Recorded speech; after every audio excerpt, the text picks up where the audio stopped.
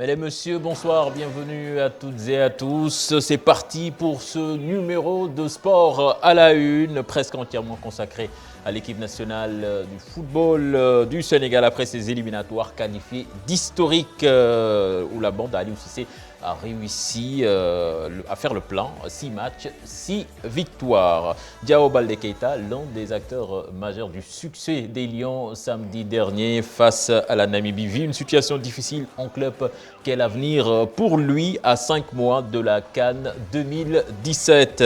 Les souvenirs de Bata et Mongomo encore présents dans les têtes. Comment exorciser les démons de ces deux dernières participations pour enfin triompher au Gabon? Nous allons en débattre avec nos invités. Il sera également question de beach soccer dans ce numéro avec les Lions qui préparent leur match retour face au Cap-Vert et le championnat qui démarre sa deuxième phase ce mercredi. N'oubliez pas les buzz du web, ce sera en fin de magazine avec Mamadou Ndiaye. On connaissait le chat noir, mais là ce sont les Cap-Verdiens qui ont eu maille à partir avec un chien noir.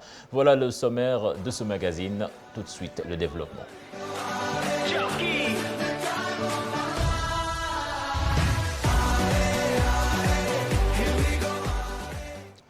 Ibrahima Ndiaye Chita, bonsoir. Bonsoir, Cheikh Tidiane. Je rappelle que vous êtes là pour parler de beach soccer, mais également des Lions, puisque certains oublient même que vous avez été international sénégalais en football. Demba Barreur, bonsoir. Bonsoir, Cheikh Tidiane. Bonsoir, Mbaye-Jacques. Bonsoir, Cheikh Tidiane. Mbaye-Jacques, conseiller en communication au ministère des Sports. Sans plus tarder, nous allons revoir donc les images de cette rencontre historique des Lions du Sénégal qui ont pris le dessus sur les Warriors 2-0. Diao Baldé Keita et Famara Diédhiou ont marqué pour les Lions. Pape Faraning, Youssou Baro étaient au stade Léopold Sédar Senghor ce samedi.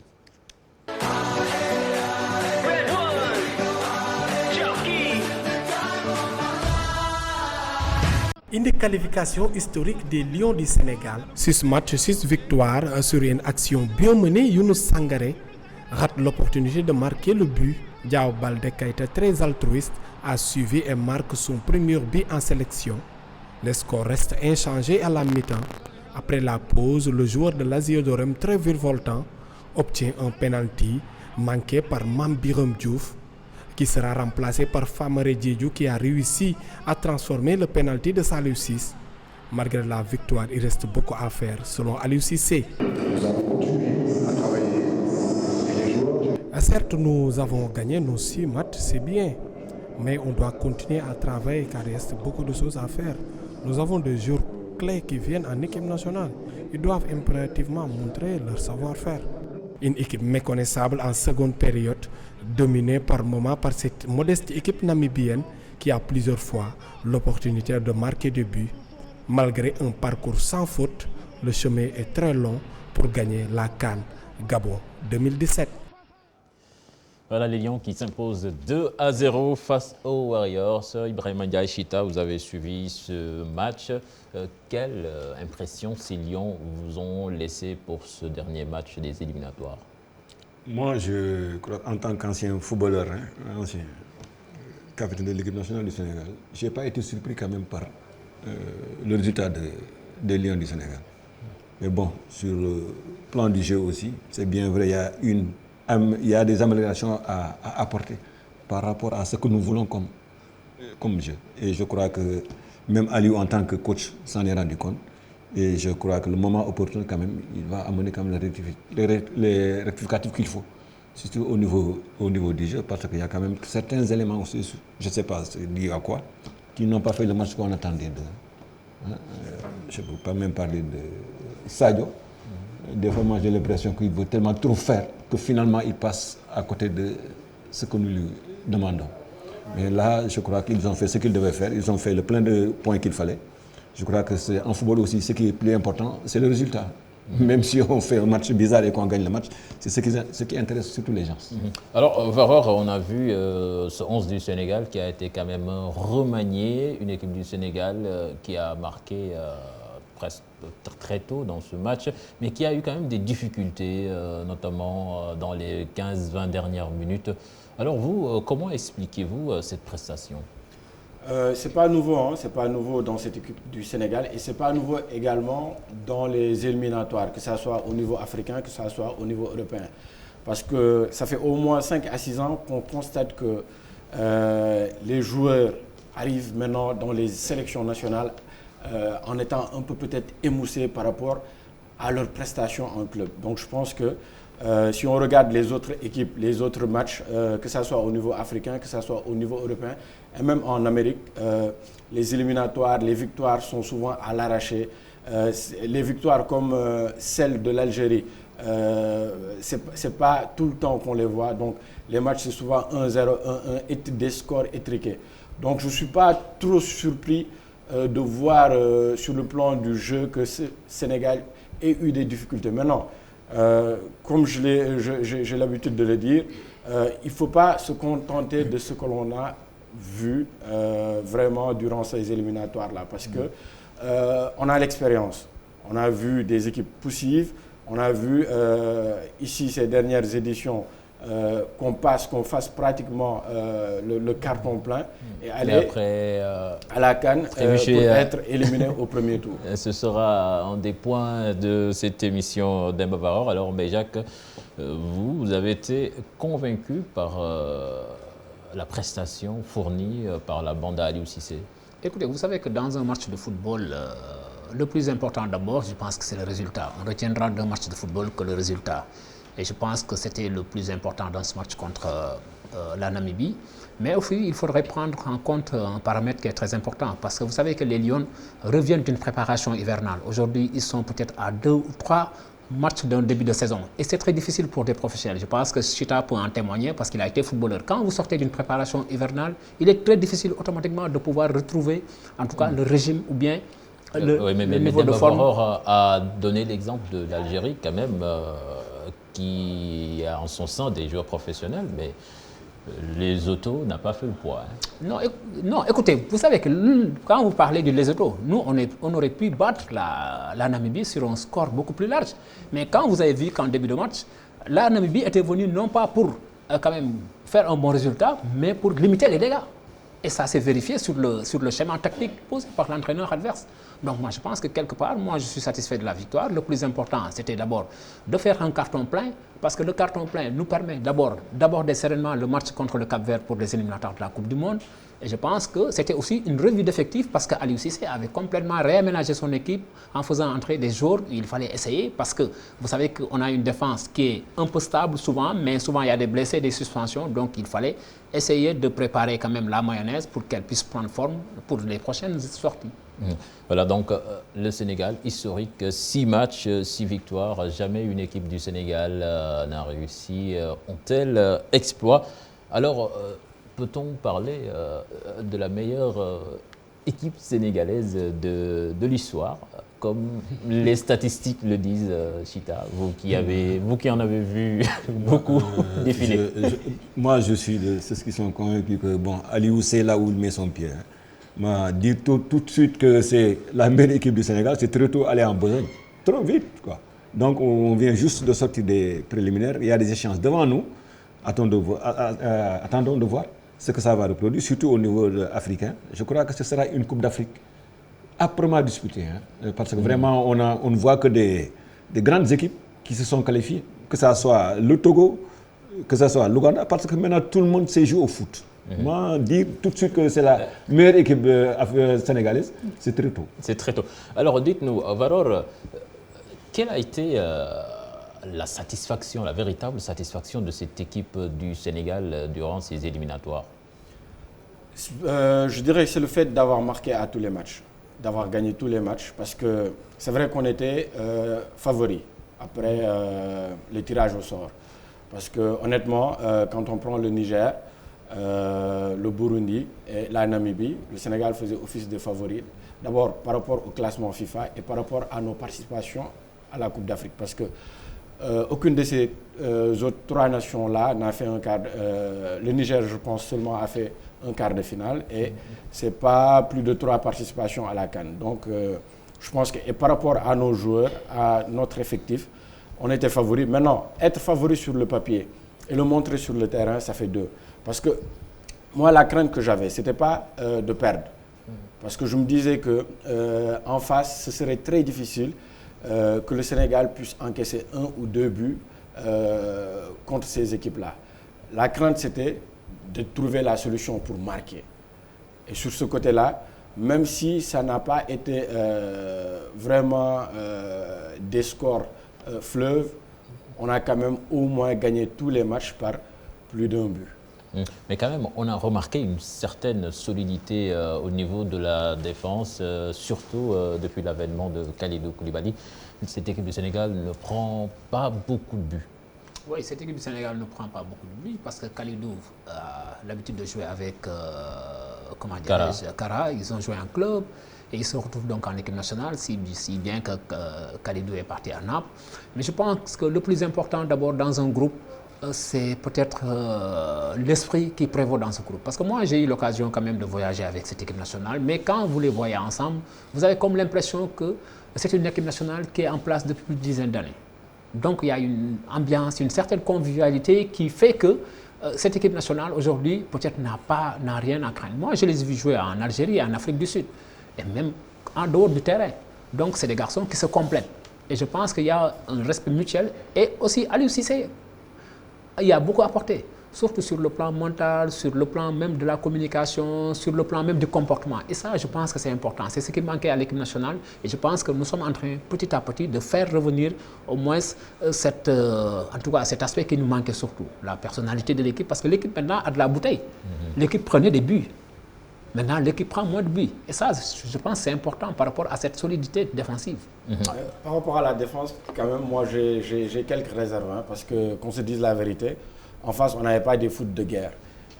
Contre l'Algérie et contre l'Afrique du Sud, quand on a eu des équipes beaucoup plus joueuses, beaucoup plus dangereuses sur le plan offensif, on a encaissé, on a pris des buts. Parce que c'est là où il faudrait maintenant, durant les matchs amicaux, essayer de jouer contre des équipes qui peut-être auront plus le ballon que le Sénégal. Parce que si on regarde dans le passé récent, avec l'équipe qui s'est qualifiée à Bata en 2012, l'équipe de Amara Traoré était également solide durant les éliminatoires. On concédait très peu d'occasions, on n'avait pris que 2 buts également. Et certains même disent que les adversaires étaient beaucoup plus coriaces. Oui, et pourtant quand on est allé à la CAN, mais il y avait des lacunes qu'on avait décelées.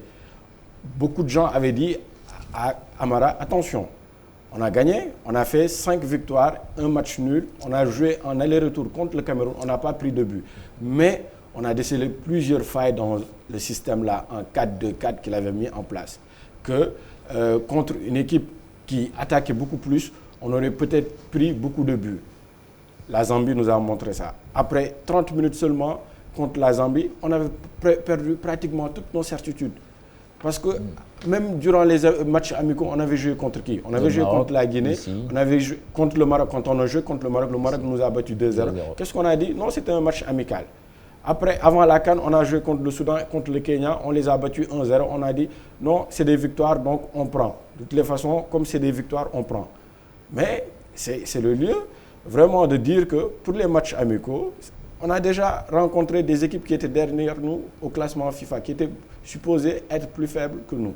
Maintenant, il faudra voir qu'est-ce que ça va donner contre les équipes qui sont devant nous au classement FIFA. Voilà, contre les jeux. Mais aussi, vous savez, dans les matchs amicaux, quand vous préparez un match amical, c'est en fonction de l'adversaire. C'est vous mettez en place un système qui va vous permettre au moins de mettre en place le système pour pouvoir défendre par rapport à l'adversaire que vous rencontrez. Par exemple, aujourd'hui, on doit jouer contre la Côte d'Ivoire ou bien on doit jouer contre l'Afrique du Sud. On va voir des pays qui sont en Afrique australe pour pouvoir au moins essayer de préparer parce qu'ils ont les mêmes schémas de jeu, les mêmes styles de jeu.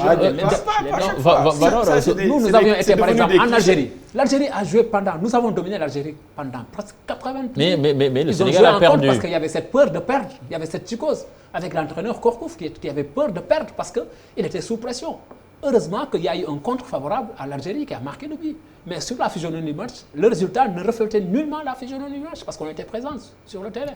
Mais contre l'Afrique du Sud également, Contre qui est l'Afrique du supposée Sud, être une grande non, la nation, preuve, on contre a l'Afrique du perdu. Sud, vous avez vu, le Sénégal a dominé les débats. Mais malheureusement, peut-être qu'il y a eu ce Dominé manque de entre réalisme. guillemets. Non, il y a eu ce manque de réalisme. Dominé entre guillemets, Ouais. parce qu'on n'a pas totalement dominé Ouais, ces deux matchs-là. mais au niveau, par exemple, au niveau de la possession de balle, quand même, le Sénégal a dominé. Et Mais, quand- mais Benjac, est-ce que c'est pas facile souvent quand le Sénégal joue mal et gagne, on se dit Le plus que important, le moi- plus important c'est de Non, moi, gagner. par exemple, moi, Et par quand exemple, on je préfère perd, jouer- on dit qu'on moi, a par joué, exemple, on a bien je joué, préfère on que a l'équipe perdu. du Sénégal joue mal et gagne, et que l'équipe du Sénégal joue bien et perd. Mais, Moi, je mais, préfère. mais le problème est que c'est face à deux grandes nations de football que nous avons perdu.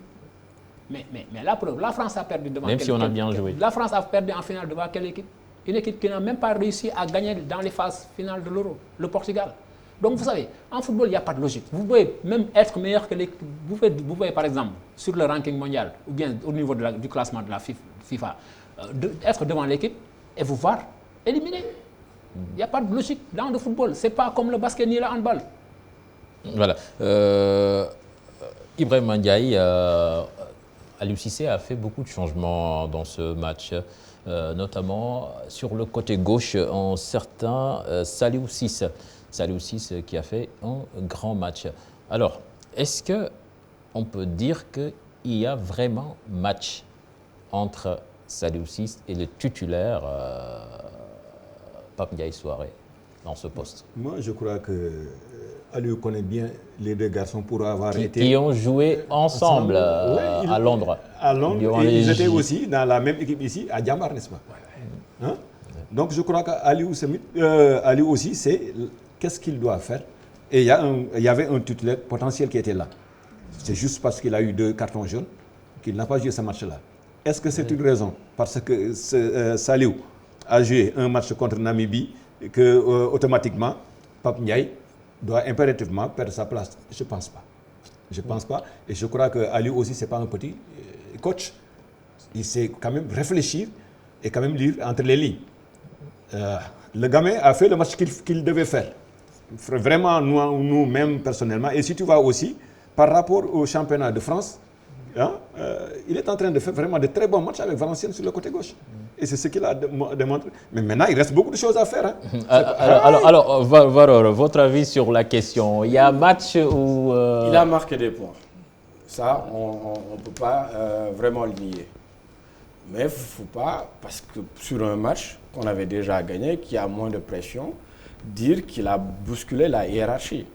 Mais Je quand pense même, que... oui, mais quand même, bon, si on fait une petite comparaison, pas avec Pape Ndiaye Souaré, mais avec son alter ego sur le côté droit, on a l'impression qu'il n'avait pas le même rôle dans ce C'est pas match. un arrière-droit. C'est pas un arrière-droit, c'est un défenseur central ou un milieu défensif. C'est vrai qu'il a eu à dépanner à Metz comme arrière-droit, mais c'est pas un arrière-droit. On avait le même cas avec Zargo. Hier, samedi, on a dominé le match, mais il a fait aucune bonne action offensive. Mais c'est parce qu'il n'a pas vraiment les qualités premières pour un arrière-droit. Il n'a pas les réflexes naturels d'un arrière-droit. C'est comme quand je disais que... et là-dessus, après, Aliou a rectifié. Quand on a vu Mambiram sur le côté, tout le monde a dit que Mambiram ne peut rien apporter, à part essayer de bloquer le couloir.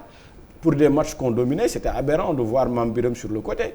Il a changé. Peut-être que sur ce match-là, son titulaire peut-être habituel, celui qui a joué les précédents matchs, Lamine Gassama, n'était pas encore prêt physiquement parce qu'il était à la recherche d'un club.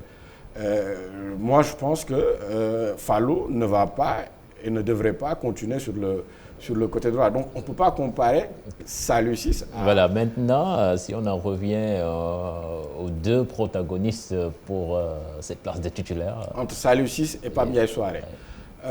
C'est vrai que Pape Ndiaye Souaré n'a pas encore vraiment mis les habits de titulaire indiscutable parce qu'il n'a pas encore fait un match référence en équipe nationale. Il a marqué, c'est vrai, sur coup de pied arrêté. Il a une très bonne patte gauche, mais admettons qu'en équipe nationale A, il lui reste à faire élever son niveau, à vraiment enchaîner de très bons matchs. Donc, il n'a pas encore les habits d'un titulaire indiscutable comme l'a montré actuellement Kalidou Koulibaly. Donc je pense que sur ce que Saliou a montré, il a marqué des points. mais il n'a pas encore mis Pape Ndiaye Souaré sur la touche. Il faudrait qu'il enchaîne encore parce que c'était pas son premier match. Il a joué contre le Madagascar, il n'a pas été très bon. Il n'a pas été bon du tout. Donc, ce qui veut dire que sur ce match-là, comme on ne pouvait pas seulement le juger sur le match contre Madagascar et dire qu'il n'a pas été bon, donc on le fout dehors à jamais, à vie, autant il a marqué des points contre la Namibie samedi, on ne va pas dire maintenant le poste lui revient parce que les absents ont tort et que lui, il a été présent, il a fait un bon match. Alors, Jacques, ces deux-là, comme le rappelait tout à l'heure Chita, ont joué ensemble. C'était lors des Jeux Olympiques à Londres. Vous pensez que ça peut donner des idées à l'entraîneur? Bon, écoutez, moi je pense que d'abord, il ne faudrait pas quand même spéculer sur ces 2 jours. Parce que je pense que c'est une chance pour l'équipe nationale du Sénégal. Nous, on en a besoin. Aujourd'hui, on a besoin dans chaque poste de doubler. À chaque fois que le soi-disant titulaire est absent, au moins que le remplaçant puisse jouer pleinement son rôle. C'est une chance. Il n'est pas donné à n'importe quelle équipe. Aujourd'hui, quand vous voyez les équipes nationales en Afrique, nous avons la chance de pouvoir au moins mettre sur pied 3 équipes nationales. Et vous ne le verrez peut-être pas dans les autres pays. C'est une chance donc. Que ce soit Saliou Ciss, que ce soit par exemple du côté de la charnière centrale. Aujourd'hui, il y a Cheikh Mbengue également. Il y a Cheikh Mbengue qui est là aussi. Mais je pense que dire 3 équipes nationales, c'est trop dur parce que c'est bancal. Parce qu'il y a des postes, par exemple, si on revient au poste d'arrière latéral, sur le côté droit, c'est le néant, c'est le désert. Non, c'est pas le désert. Si, c'est le désert. Non, je suis pas d'accord. Quand vous dites c'est le désert. C'est le désert. Non, vous savez, quand vous dites que c'est le désert, c'est parce que tout simplement, quand un jour remplit ces conditions, parce que nous ne sommes pas dans l'esprit de l'entraîneur, nous ne sommes pas aussi figés dans, au moins, par exemple, dans l'environnement. Mais aujourd'hui, par exemple, le joueur peut recevoir des consignes par rapport à un match bien précis ou bien par rapport à un schéma de jeu. Donc, nous ne pouvons pas que spéculer. Mais Jacques, quand on met sur le côté droit, par exemple, quand on met vous dites que Fallou, par exemple, Fallou, il a démarré comme arrière. Comme arrière droit, je suis désolé. Je suis désolé, il a démarré comme arrière droit, je suis désolé. Il est de la Médina de Dego, je le connais très bien. Moi, je crois et je pense qu'un défenseur, il doit pouvoir être polyvalent. C'est la polyvalence aujourd'hui dans le football moderne. Je crois que ça doit pas être vraiment un débat. Si vous voyez l'équipe de France avec Thuram, Thuram a démarré comme demi-centre. Finalement, il s'est retrouvé au poste d'arrière droit, meilleur arrière droit, peut-être je peux dire mondial. Il faut au moins, je crois que le jeu d'aujourd'hui... Mais tout le monde n'est pas lié en Thuram. Non, mais bien sûr, mais c'est des professionnels. Mais vous avez vu Kimmich hier, il a joué arrière gauche, il joue souvent en milieu ou demi-centre, Bayern. C'est des professionnels. Allemagne, Norvège. Mais quand tu mets un Kimmich dans n'importe quel côté sur la pelouse et qui donne satisfaction, c'est pas la même chose pour un Fallou Diagne qui joue latéral droit ou... Souvent, il y a par exemple des équipes qui jouent avec 3 défenseurs centraux, qui ne jouent même pas avec des arrières latéraux. Oui, un bon défenseur aujourd'hui doit être un polyvalent. Mais Jacques reconnaissait quand même que sur le côté droit, on est quand même un peu défaillant. À chaque match du Sénégal, souvent les critiques se portent sur ce côté droit. Mais est-ce que par exemple, vous avez entendu une fois l'entraîneur, par exemple... Non, ne dira ça, c'est non, l'entraîneur l'a dit plusieurs fois, que ce soit lui, que ce soit ses prédécesseurs. Ils ont toujours dit que c'est vrai que ça fait partie des talons d'Achille. Donc ils n'ont qu'à aller les chercher. Du Sénégal. Et même le directeur technique national, moi je lui ai posé la question une fois quand l'ANPS organisait cette journée de réflexion avec le coach Aliou Cissé. Je lui ai dit, il y a un problème actuellement. Parce que depuis longtemps, ça ne date pas d'aujourd'hui. Le Sénégal a eu des problèmes sur les flancs, que ça soit à droite, que ça soit à gauche. C'est qu'il a dit que c'est un problème peut-être mondial. Pour lui, ça ne doit pas être un problème parce que lui, il est là pour la détection. C'est lui qui doit... Il a dit que c'était un problème mondial, que au niveau mondial, actuellement, même les arrières droits... Non, je suis désolé. Non, je suis pas du même avis. Je suis pas du même avis. C'était peut-être pour vraiment mettre la question, faire oublier la question. Mais le truc, c'est qu'il faut admettre que Mbaye Jacques, on n'a pas encore ce que l'on veut et ce que l'on souhaite au poste d'arrière droit. Parce que si on part jusqu'à même faire jouer Stéphane Badji comme arrière droit à la CAN, c'est qu'on n'avait pas mieux qu'on avait... Non, on avait mieux. Mais c'était un choix de l'entraîneur. Ah oui, c'est un problème de choix. Oui, c'est un problème de choix. Alors, on va progresser. On a vu Moussa Diop Kenom jouer arrière droit alors qu'il ne l'est pas. Sénégal-Libye ici. Donc, vous voyez, c'est un problème de choix de l'entraîneur. Ça s'est terminé comment? Oui, on a gagné. Contre la Libye, oui, on a gagné. Sur un match. Il a été le meilleur homme du match. Sur un match. C'était par rapport à un choix. Oui, mais Jacques, tout le problème posé, je pense que c'est un problème de performance. Même si on mettait Mame Biram Diouf arrière droit, s'il fait le taf, tout le monde va applaudir. S'il ne le fait pas, forcément, les critiques vont s'abattre sur Absolument. lui. Et je pense que c'est ce qui est arrivé. Samedi, on a dominé le match, on a eu la possession sur le côté gauche. On a vu les montées de Saliou Ciss, tout le monde a vu. On n'a pas besoin d'être technicien. On regarde le match. Le registre Oui. de Saliou Cissé est différent du registre de Fallou. Mais c'est ça que j'ai dit. Ils ont des registres très différents. On aurait. Saliou Cissé. Mais vous justement- savez que Saliou, d'abord, il était excentré gauche. Non, c'est Avant pas d'être qu'il était arrière droit. non, c'est pas qu'il était excentré gauche. Moi, je Il le a connais à joué- la Médina non. parce que je connais son père parce que je l'ai vu jouer Saliou avant. Non, quand on Il est était gamin, quand excentré on est gauche jeune, quand on est avant d'être gamin, arrière quand on latéral. est gamin, qu'on est jeune, on joue pratiquement à tous les postes. Mais moi, je le connais Il a joué comme arrière, même il a joué comme libéraux, comme défenseur central en équipe nationale contre le Niger en amical. Mais ça ne fait pas de lui un excentré. Voilà. Ça Non, ne il fait- était excentré. Donc, on peut... Il peut faire de très bons matchs. Pape Ndiaye Souaré au JO a fait de très bons matchs comme comme excentré. excentré. Mais sur le long terme, si on veut avoir un bon projet, je pense que vraiment il faut avoir un meilleur arrière droit, une meilleure occupation sur le poste, sur le flanc droit. Donc déçu dans ce match de ne pas voir Diawandou entrer en jeu même. Je sais pas parce que également C'est je aussi, peux pas. il lui arrive de jouer latéral. Ouais, il joue latéral. Il a même joué en équipe nationale avec Aliou Cissé comme latéral droit, comme arrière droit. Il a joué au Barça B comme arrière droit. Maintenant, moi, je ne l'ai jamais regardé 90 minutes comme arrière droit. Je ne sais pas ce qu'il vaut. C'est le choix du coach. Le coach les a vus à l'entraînement. Il connaît bien Fallou, il connaît bien Diawandou. S'il a choisi Fallou, c'est peut-être qu'il pensait que Fallou serait meilleur.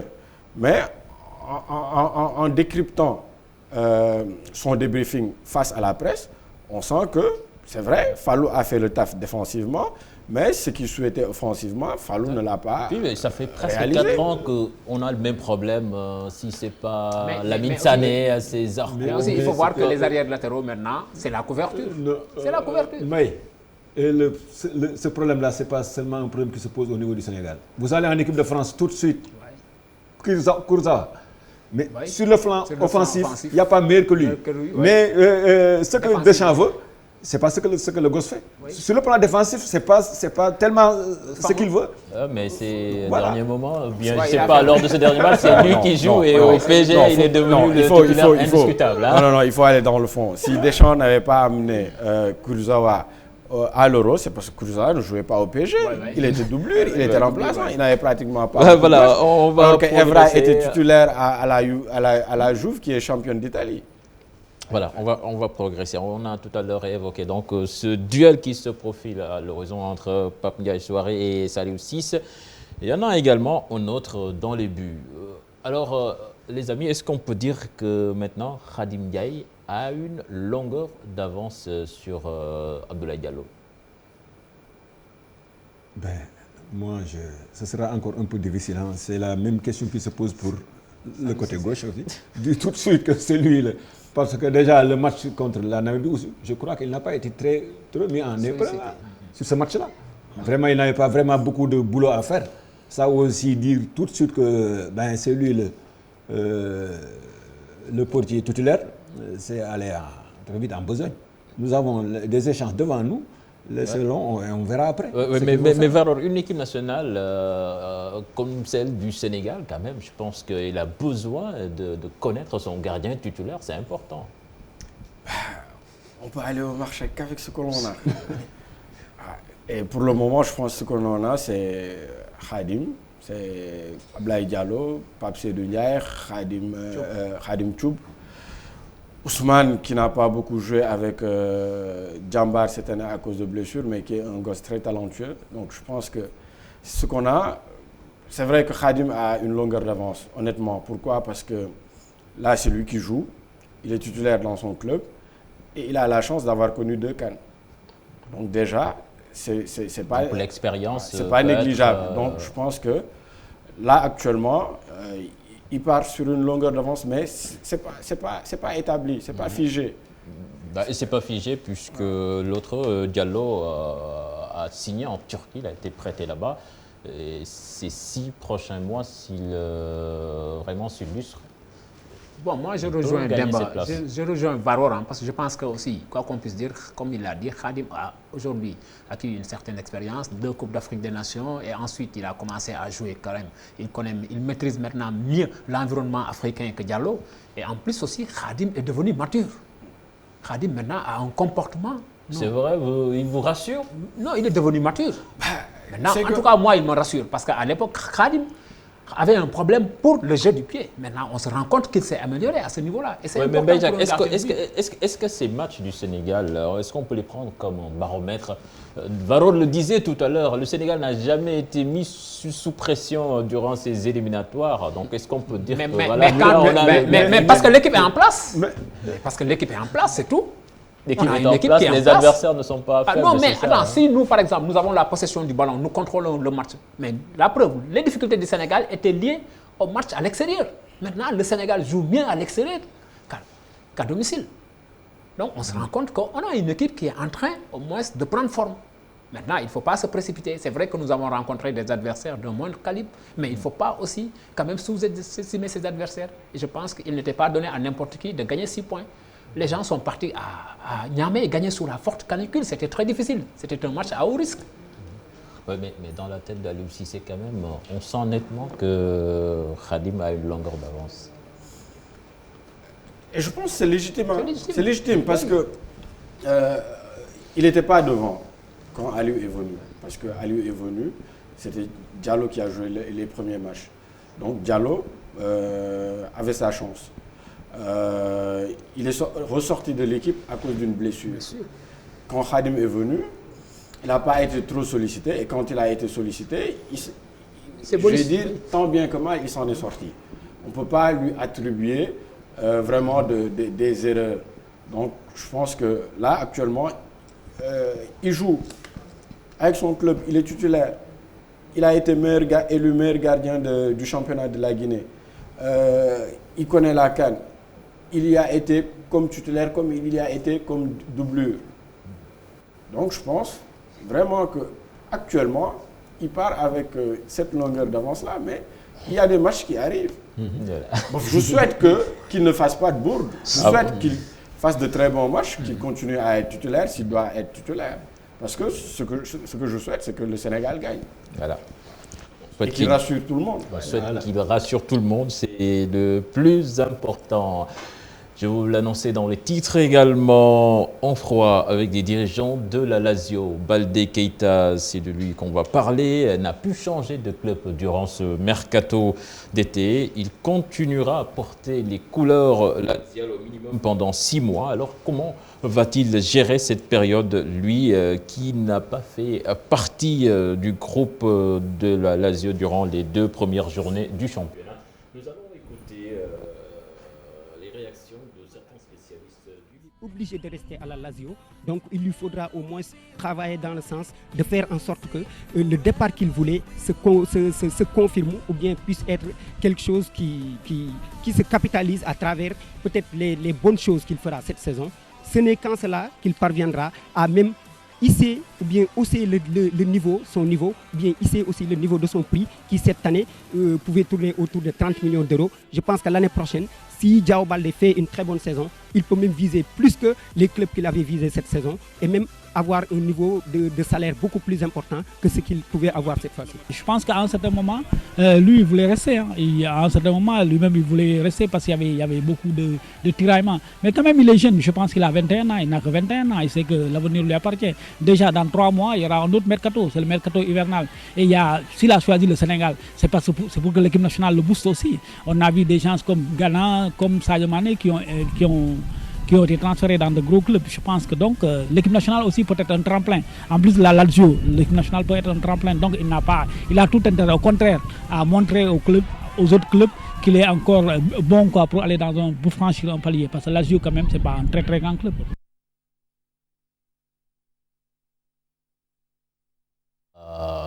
La pépite, donc la nouvelle pépite du football sénégalais, l'attaquant de la Lazio qui est en froid avec son équipe. Alors, cette situation, apparemment, ne l'a pas gêné en équipe nationale. Il est venu, il a marqué, il a provoqué un penalty. Mais comment peut-il gérer 6 mois si ce problème n'est pas résolu? Il est resté à la Lazio, il n'a qu'à être bon à l'entraînement. Moi, je pense que c'est à lui maintenant de prouver qu'il peut apporter quelque chose à la Lazio. Il a signé un contrat. Forcément, il sera à la Lazio jusqu'au moins au mois de janvier. Donc, s'il veut jouer, parce que ce n'est pas définitif. Et on dit souvent, dans le foot, tout va très vite, et c'est vrai.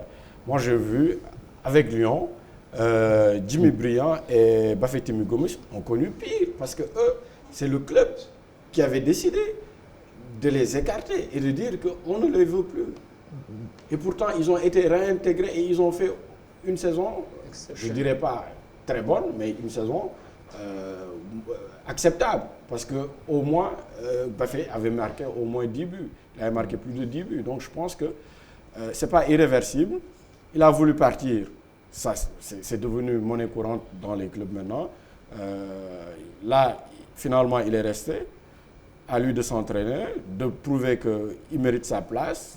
Il peut tout casser à la Lazio. Et s'il doit repartir au mois de janvier, partir. Alors, vous pensez que ce statut dont il joue en équipe nationale peut l'aider à mieux s'affirmer dans son club? Bon, je pense que d'abord, il est jeune. Moi, je ne conseille jamais à un joueur quand même d'être en froid avec ses dirigeants, parce que les dirigeants, ce sont les décideurs. Ils peuvent décider brusquement de briser votre carrière. Bon, c'est vrai que Diao est jeune, mais je pense que aussi l'équipe nationale peut être un bon tremplin pour lui. S'il arrive quand même à transcender, à trouver en tout cas son compte au sein de l'équipe nationale, je pense que, et je suis persuadé, je suis sûr que durant les 2 premières journées, il sera aligné. Ça, sauf que parce s'il n'est pas en situation de compétition en club, ça va se ressentir. Non, attends, il viendra avec son statut d'international. Vous savez, dans les clubs, quand vous venez avec votre statut d'international, c'est comme si quelqu'un qui a des étoiles. Donc forcément, je suis persuadé que durant les 2 premières journées, il sera aligné s'il est en tout cas au summum de sa forme. Maintenant, il va falloir qu'il retravaille sa condition physique parce qu'il n'était pas quand même de la préparation hivernale avec l'équipe, tout ça, il y a tous ces paramètres. Mais je pense que moi, je l'ai vu jouer samedi, je me suis rendu compte que quand même, c'est vrai qu'il n'était pas avec l'équipe, j'avais comme l'impression qu'il avait, avait fait un travail, comment dire, un travail préparatoire très spécifique. Donc, je pense que c'est un garçon qui a énormément de talent et je sais aussi que cette équipe de la Lazio ne veut pas la lâcher parce qu'elle compte beaucoup sur ce garçon-là pour peut-être bien faire bonne figure dans ce championnat italien. Mais quoi qu'on puisse dire aussi, c'est un salarié de l'équipe italienne. Donc c'est à lui de revenir à de meilleurs sentiments. Et je crois que s'il mène une bataille contre la Lazio, c'est lui qui va perdre. Je crois qu'il doit être mieux conseillé, reprendre ses entraînements et retrouver la compétition au niveau des autres. Je crois que s'il ne joue pas en club, il ne jouera pas en équipe nationale. Et ça, c'est évident, je pense. Donc il faudrait qu'il revienne à de meilleurs sentiments, qu'il retrouve la pelouse et qu'il essaie vraiment de nous montrer ce dont il est encore capable. Et vraiment, c'est un gamin qui est venu au bon moment pour le Sénégal, avec la percussion. Vraiment, il peut nous apporter beaucoup de choses. Maintenant, c'est à lui quand même d'intégrer quand même l'effectif italien et d'attendre sûrement au mois de janvier pour quand même trouver un autre club. Alors, vous l'avez suivi dans ce match où il a marqué et provoqué un penalty. Beaucoup ont parlé de son association avec Sadio Mané. Alors, vous, coach, vous pensez que ce sont 2 garçons très compatibles? Mais tout à fait, c'est un plus pour le Sénégal. Moi, je crois que aller voir jouer, il peut faire vraiment très mal. Très mal. Moi, je pense qu'ils sont bien utilisés. Et ça, moi, je préfère plus voir Sadio derrière les 2 avant-centraux. Moi, je préfère plus. Et surtout qu'on a vu souvent Diao changer de côté. Il ne reste pas figé sur un terrain. C'est un excentré. Maintenant, tous les excentrés permutent souvent, à gauche comme à droite. Donc, ils ont la chance de pouvoir jouer, d'être à l'aise à gauche comme à droite. Mais comme je dis maintenant, par rapport à ce que j'ai vu, je pense que quand j'ai lu la réaction d'Aliou, il a dit il faudrait maintenant que les joueurs clés élèvent leur niveau de jeu. Il ne faut pas qu'on reste sur ce qu'on a vu. Moi, je pense que même Diao, on dit qu'il a fait un très bon match. Mais moi, je dirais... Il faut relativiser. Je relativise. Parce qu'il a arrêté énormément de dribbles. Il a fait beaucoup de mauvais choix. Il a marqué. Il a même raté des occasions faciles. Ouais, donc je pense qu'il ne faudrait pas qu'on se contente de ça.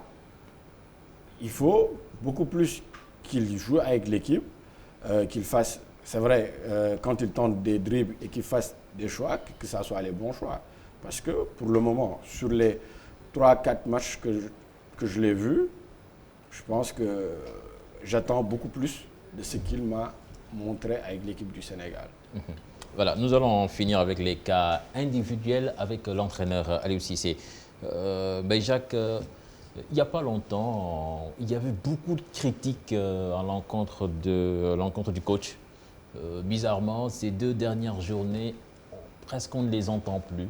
Parce qu'il y a cette qualification historique, 6 matchs, 6 victoires. Et c'est à dire que maintenant, Aliou fait l'unanimité. Bon, écoutez, moi, sur ce même plateau, j'avais dit que moi, je soutenais en tout cas Aliou Cissé. Mais vous ne pouvez pas dire le contraire. Non, loin de là, je peux dire le contraire. Si je ne suis pas convaincu de certains choix, je peux dire le contraire parce que je suis libre de le dire. Mais je l'avais dit ici, à l'époque, je pense qu'on avait joué 2 ou 3 matchs. Aliou était leader. Les gens avaient beaucoup critiqué, mais par exemple, le style de jeu, le fond de jeu, je leur avais fait comprendre que moi, le plus important pour moi, c'était d'engranger le maximum de points. Et aujourd'hui, il est leader, on ne peut rien lui reprocher. Donc, aujourd'hui, les gens n'ont plus raison. Aliou a eu raison sur les nombres, en tout cas, excusez-moi du terme, sur ces nombres de têtes. Justement, vous venez de le dire, Aliou a eu raison sur les critiques. Je me rappelle, Jacques, il y a 2 ans de cela, on vous avait invité et je pense que c'était à la même occasion et à la place d'Aliou Cissé, il y avait Alain Giresse. Il avait réussi de superbes éliminatoires, lui aussi, même s'il n'avait pas tout gagné. Et vous aviez dit qu'il a eu raison sur tout le monde. Et après, on a vu la suite. Non, mais écoutez, c'est tout à fait différent. C'est tout à fait différent. Parce que Alain Giresse, moi, à l'époque, ce que j'avais dit, l'objectif, c'était la qualification. Et il avait réussi. Mais là également, est-ce qu'il n'est pas prématuré de dire qu'Aliou a eu raison sur tout le monde? Il a eu raison sur quoi et par rapport à quoi? C'est ça d'abord. Non, mais sur qui et par rapport à quoi? Mais parce que les gens qui le critiquaient. Critiquaient par rapport à quoi? Qu'est-ce que les gens ont dit? Non, les gens, demandez. Qu'est-ce que les gens ont dit? Oui, que cette équipe n'avait pas fond de jeu, cette équipe ne jouait pas bien et que ça a changé. Non, bien sûr, ça a changé. Non, non. Parce que vous savez, aujourd'hui, le plus important dans un match de football, moi. Justement, moi, je suis d'accord là-dessus. Je suis d'accord. Mais on ne peut pas dire à ceux qui veulent vraiment du beau jeu, vous n'avez pas raison, vous avez tort. Non, les gens sont libres. Non, les gens sont libres. Interpréter. C'est ça que je dis. Donc, on ne peut pas dire que Aliou a raison sur un tel. Non, moi, parce qu'il y a eu des critiques acerbes. Les critiques, c'était quoi? À un moment donné. Parce que les gens n'ont pas raté Aliou à un moment donné. Raté par rapport à quoi? Si on te demande, est-ce que tu es satisfait? Mais même Aliou l'a reconnu samedi. Il a dit que je ne suis pas encore satisfait. Il ne peut pas verser dans l'autosatisfaction. Non, mais ce n'est pas ça. Il a la tête sur les épaules, c'est tout. Tout le monde est satisfait du résultat. Moi, je suis le premier à être satisfait du résultat. Moi, je ne peux pas être contradictoire. Tout le monde est satisfait. Je suis satisfait des résultats. Même après 2 journées, quand on a gagné, tout le monde était satisfait du résultat. Quand on gagne, tout le monde est satisfait. Maintenant, après avoir gagné, même l'entraîneur, il fait son débriefing. Oui, forcément. Il regarde, il fait la séance vidéo, il regarde les lacunes. Oui. Mais de la même manière, des corrections, de corriger. De la même manière, les journalistes, les supporters sénégalais également, qui regardent, qui vont payer leur billet, qui se mettent devant la télé, font leur observation. Ils se disent que oui, on est content, on applaudit, bravo, on a gagné. Oui. Maintenant, qu'est-ce qu'on peut améliorer? C'est ça. Je suis tout à fait d'accord sur ça. Mais on ne peut pas dire qu'on est content et on n'est pas content. Voilà, c'est pourquoi je dis on est content et on critique par rapport à quoi. Parce que Aliou Cissé. Moi, ce dont je suis contre, c'est qu'on vient de dire que non, les gens ont eu raison. Non, il a eu raison sur les gens. Non, si. Aliou a eu raison parce sur les gens. Parce que même son choix a été un peu contesté. Son choix a été un peu contesté. Il n'y a pas un choix qui fait l'unanimité. Il n'y a pas un choix qui fait l'unanimité. Non, ça c'est galvaudé. C'est juste que des gens, il y a des gens qui ont des craintes. Et les mêmes craintes, on va les avoir également. Non, absolument. On a gagné 6 matchs. On s'est qualifié. Lui, il est dit. Mais vous, aujourd'hui, votre journal, ça, historique, il est dit. Donc, vous voyez. Donc, ça veut dire. Mais c'est historique, ça, c'est un fait inédit. Mais il y a la forme et ce n'est pas encore fini. Alors, on va écouter Ibrahima Ndiaye Chita. Je disais que vous faites partie de la direction technique au même titre qu'Aliou Cissé. Et là, vous voyez qu'il fait un super boulot et que l'avenir s'annonce radieux. pour lui. Dire pour un entraîneur que l'avenir de Sanos Radje, c'est trop dur. Hein, parce que je crois qu'il a fait la moitié du chemin. Il lui reste encore beaucoup de chemin à faire. Mais est-ce qu'on voit les prémices, comme on dit en Wolof, voilà. Mais bien sûr, là, avec ce que nous avons, surtout comme effectif, mais on peut s'attendre quand même à aller plus loin que les autres entraîneurs que nous avons eu l'habitude de voir. Et les erreurs que ces entraîneurs peut-être ont déjà faites, lui, il ne les fera pas. Ou moins, il va essayer de ne pas les faire. Justement, ça va nous permettre de rebondir sur ce sujet. La qualification du Sénégal acquise depuis belle lurette. L'heure, à présent, est au défi d'une participation réussie après les échecs de 2012 et 2015. Pour beaucoup, il faut apprendre des erreurs du passé et surtout forger le mental des joueurs. Un reportage signé Mamadou Ndiaye et Pape Fall. Cap sur Gabon 2017 pour une 14e participation des Lions en Coupe d'Afrique des Nations. Le Sénégal va encore retrouver la CAN après plusieurs échecs. À chaque fois qu'il y a une CAN, le Sénégal se porte en favori, tout en sachant que le Sénégal n'a encore rien gagné. Et je pense que souvent, on vend la peau de l'ours avant de l'avoir tué. Et c'est ce qui nous pose problème ces derniers temps, ces dernières CAN. Il faudrait qu'on remédie à cela et que pour cette CAN à venir, que le Sénégal puisse y aller, tout en sachant qu'il y a d'autres équipes qui y sont et qui ont les mêmes ambitions et que le Sénégal y va pour faire le mieux possible que ce qui a été fait. Et je pense que si on parvient à gérer cette situation, le plus important aura été fait et le Sénégal peut parvenir à un niveau qu'on n'avait pas espéré. La fédération d'aujourd'hui est en train de confirmer son professionnalisme.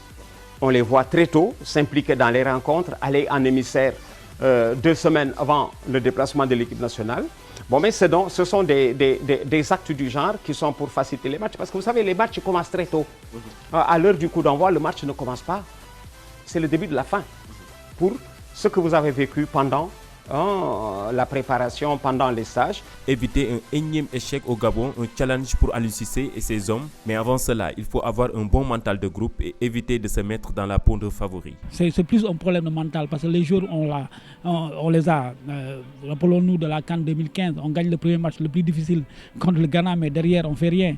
Donc c'est compliqué, il faut attendre. Il y a beaucoup d'ici janvier, quand même, il y a 3 mois. C'est court et long à la fois. Bon, je pense qu'il y a beaucoup de choses à faire, mais on a au moins une chance.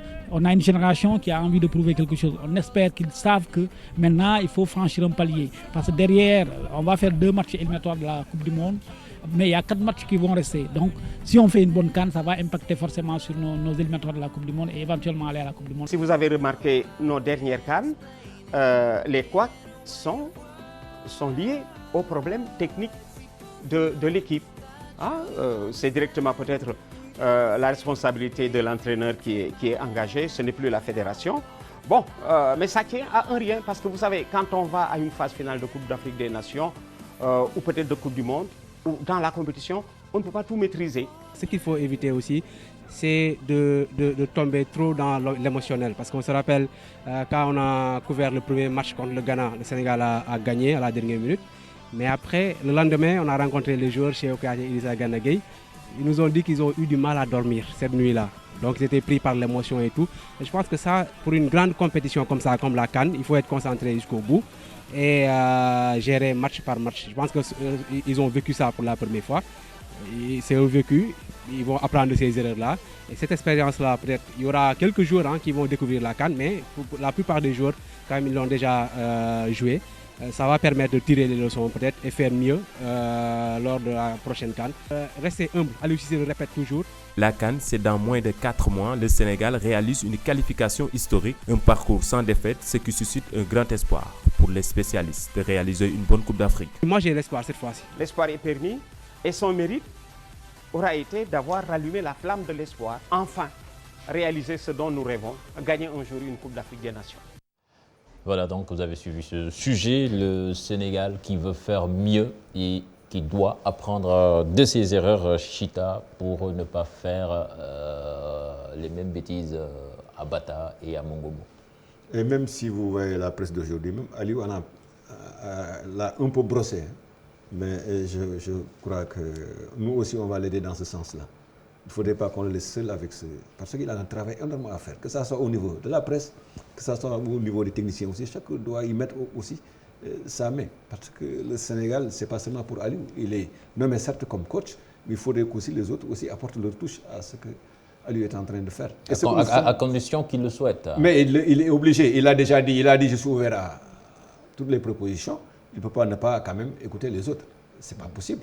Ce que Warrer est en train de dire, sûrement qu'Aliou est devant sa télévision en train de l'écouter, ce que Mbaye est en train de dire, ce que vous êtes en train de dire, et moi aussi. On va prendre ça en compte, il va prendre ça en compte et voir vraiment ce qu'il y a lieu de faire. Mais s'il n'écoute pas les critiques que les gens vont faire, mais quand est-ce qu'il va progresser? Quand est-ce? Il ne peut pas avoir la même vision que Warrer, qui est un journaliste sportif et qui regarde que vous et Mbaye. Il faudrait aussi qu'il prenne en compte ça. Parce que ce qui nous est arrivé, que ce soit à Bata ou à l'autre ville, il ne faudrait pas que ça nous arrive quand même. Alors, Warrer, tout à l'heure, vous avez évoqué des certitudes qu'on avait et qui en fait étaient de fausses certitudes, comme cette défense qu'on avait sur l'ère Amara et qui a pris l'eau face à la Zambie.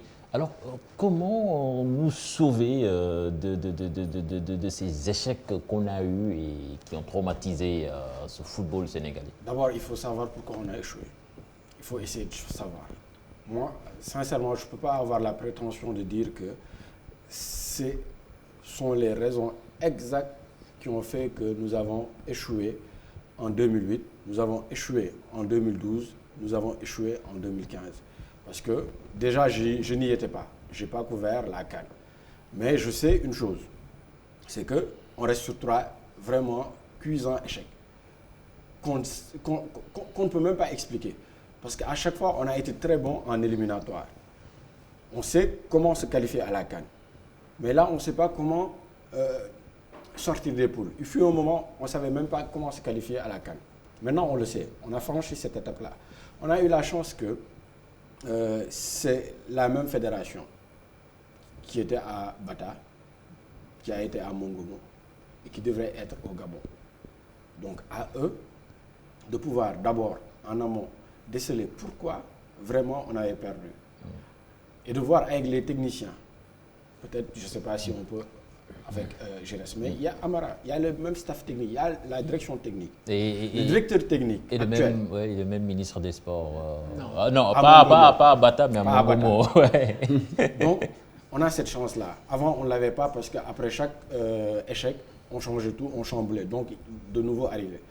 Il faut vraiment, d'ici la CAN, et ça presse.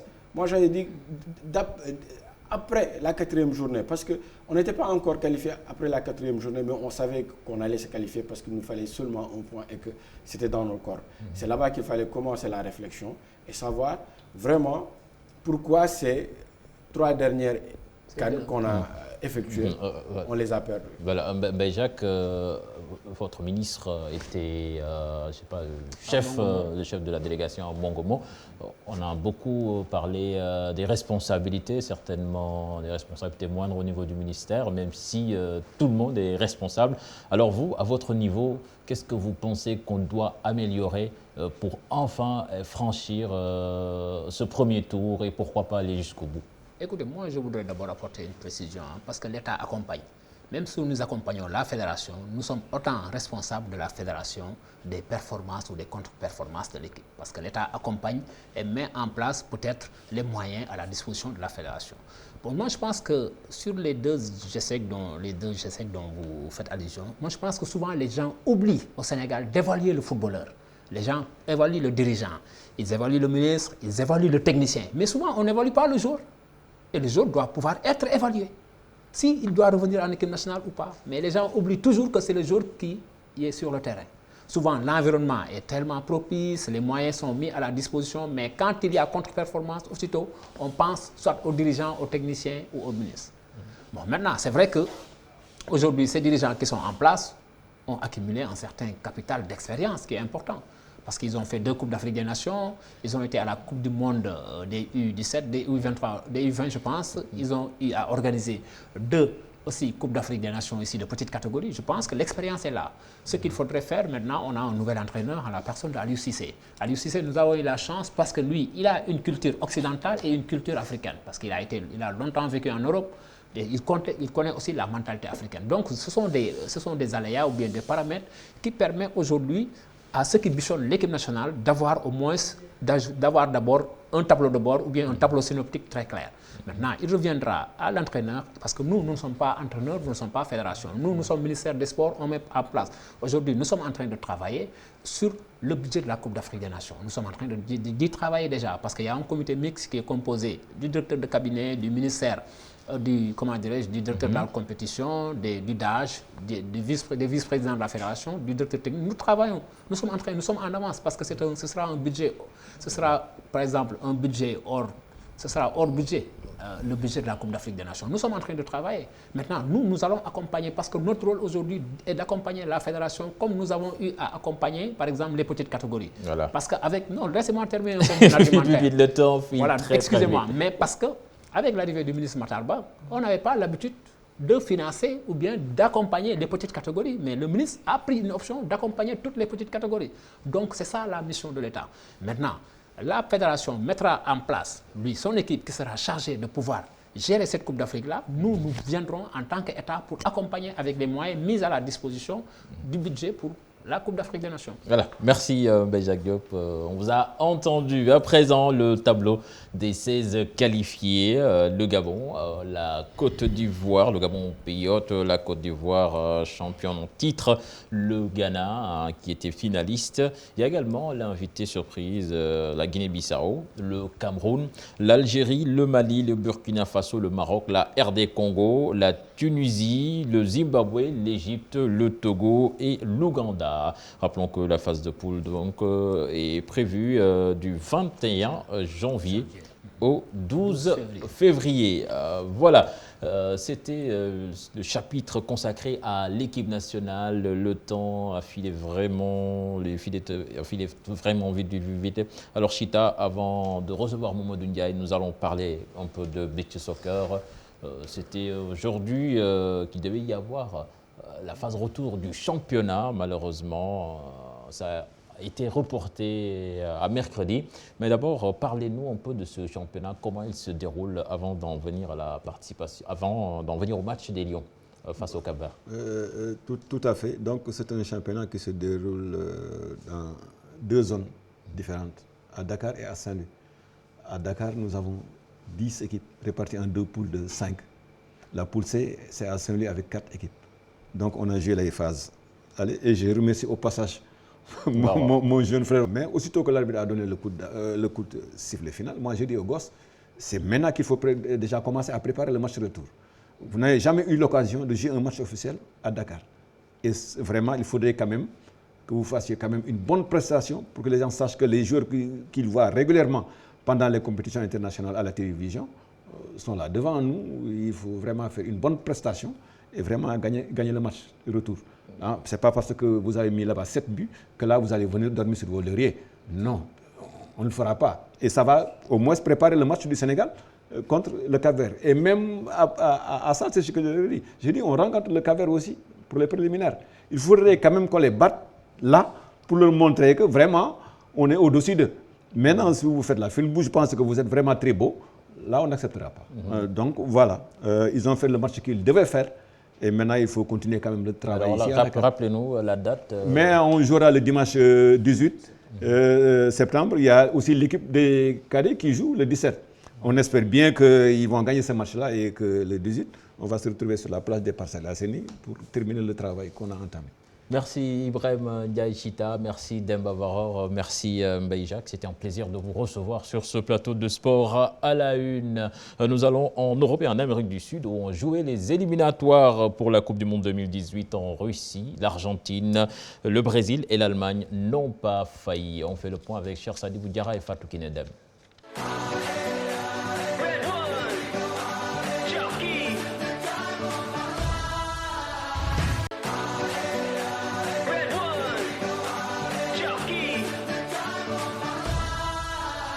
Angleterre, Allemagne, les grandes nations de football débutent bien les éliminatoires de la Coupe du Monde 2018 zone euro, amenés par leur nouveau sélectionneur Sam Allardyce, nommé après leur décevant euro. Les Anglais sont allés battre leurs grands rivaux dans le groupe F, les Slovaques. Une victoire, 1-0, œuvre d'Adam Lallana à la 90e minute du match. Un succès, pas synonyme de première place du groupe. Cependant, il est dévolu à l'Écosse qui a explosé Malte 5-1, dont le triplé de son meneur de jeu Snodgrass dans le dernier match de cette poule. Lituaniens et Slovènes se sont neutralisés 2-2. Chaque équipe a eu sa mi-temps. Une physionomie de match qui est arrivée à la Pologne dans le groupe C. Après avoir mené 2 avant la pause, les Polonais ont finalement le nul 2-2 face à la sélection du Kazakhstan. Une aubaine pour le Danemark qui a dominé l'Arménie grâce à la réalisation d'Eriksen, qui conclut une magnifique combinaison pour être leader de la poule. Roumains et Monténégrins se sont quittés sur le score d'1-2. En effet, l'Allemagne a elle montré sa supériorité dans le groupe C. Dans le siège de Müller, auteur d'un doublé, les Allemands sont partis laminer la Norvège 3-0. Joshua, Kimmich et compagnie prennent déjà quelques distances avec leurs principaux, les Tchèques et les Irlandais.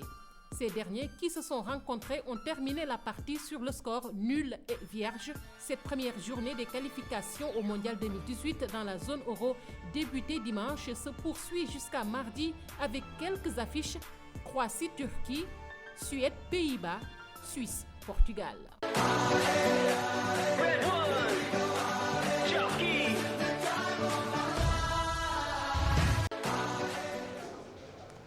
Les buzz du web avec Mamadou Ndiaye qui s'est déjà installé. Mamadou Ndiaye, bonsoir. Bonsoir Cheikh-Tidiane, bonsoir aux téléspectateurs qui nous suivent. Aujourd'hui, on est bien seul sur le plateau. Malal et même Fatou ne sont pas là. On démarre avec une des images insolites donc, de ces éliminatoires de la CAN 2017. Un chien noir a traversé, l'animal bien sûr, a traversé la pelouse de Praia lors du match Cap-Vert-Libye. Le score, c'était 1-0 pour le Libye. Comptant pour la 6e et dernière journée des éliminatoires de la CAN 2017, cette image a fait le tour du web. On a déjà vu le chat noir en Europe et voilà un chien noir chez nous en Afrique. Un chien noir qui n'a pas porté bonheur évidemment aux Cap-Verdiens qui se sont fait éliminer par cette équipe libyenne. Une autre image marquante de cette 6e et dernière journée des éliminatoires de la CAN 2017, c'est... C'était chaud partout. C'était lors du match entre le Burkina et le Botswana. Le score 2-1. Le Burkina a arraché sa victoire dans les ultimes secondes. Il y avait eu des échauffourées, des interventions musclées des forces de l'ordre à la fin de la rencontre et des coups de matraque de la part des policiers et des supporters, comme vous le voyez sur ces images. C'était chaud, ce but marqué dans les ultimes secondes, à la 98e minute, c'est ça? Oui, à la 98e minute. Certainement, ça a dû déchaîner les passions. La Guinée-Bissau va découvrir la CAN pour la première fois de son histoire. Oui, bien sûr, et contrairement à l'Ouganda qui participera à sa première CAN depuis 1978, soit 39 ans après. Et contrairement bien sûr à la Tunisie qui va participer à sa 13e CAN consécutive, seule l'Égypte a fait mieux. L'Égypte participera à sa 14e Coupe d'Afrique des Nations. L'Égypte qui revient, qui avait disparu des radars. Oui.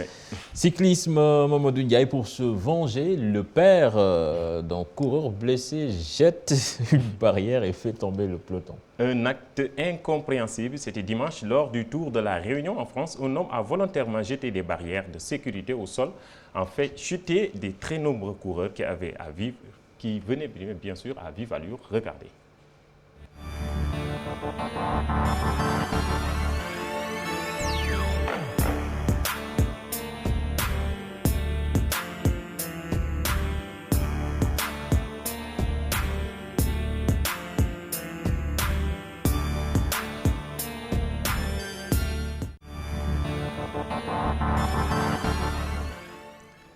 L'homme en question est le père d'un coureur qui avait chuté lors de cette première étape. Il a demandé aux organisateurs d'arrêter la course. Il n'a pas obtenu gain de cause. Voilà les raisons de sa colère. Et malheureusement, il y a eu un enfant qui a eu le doigt fracturé dans cet accident. Nous parlons de foot américain avec la photo la plus étrange de l'année. Un photographe américain a capturé l'une des photos les plus étranges de l'année. On peut regarder les images. On découvre sur le cliché un casque parfaitement droit qui donne l'impression d'une tête qui se balade sur le terrain. Ça donne l'impression de Photoshop et contrairement, c'est une belle image et c'est du vrai. Ah, ça se passe aux États-Unis. Et à présent, la vidéo bonus. C'est le gardien de but libérien qui a réalisé une sortie complètement loupée. C'était lors des éliminatoires de la CAN 2017. Regardez. C'est la troisième contre-attaque consécutive. Cette fois-ci, le drapeau n'est toujours pas levé. Gallet qui se trouve complètement. Oh la bourde! La bourdasse énorme de James Gallet.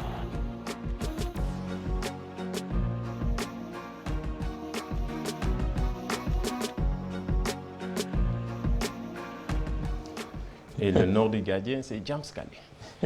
Da Silva dit qu'il n'est pas Bissau-Guinéen, j'en suis pas sûr. Et bonne chance à la Guinée-Bissau. Pour la prochaine J'espère qu'on sera dans la même poule.